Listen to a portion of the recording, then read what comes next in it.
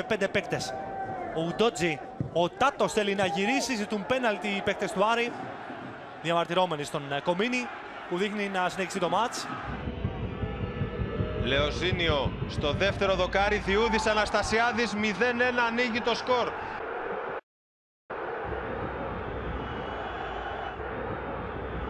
Της Καλονής σε αυτή τη φάση.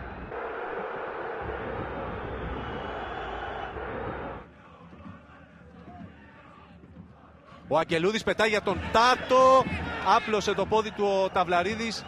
Ο Ιωαννίδης λέει ότι δεν υπάρχει κάτι επιλήψιμο. Σταυρόπουλος.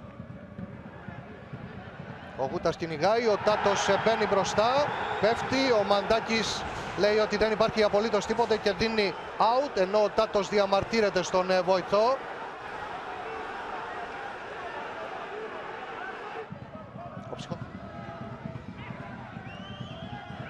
Ο Γιος που πέφτει, δεν υπάρχει κάτι, λέει ο Μαντάκης και δίνει out.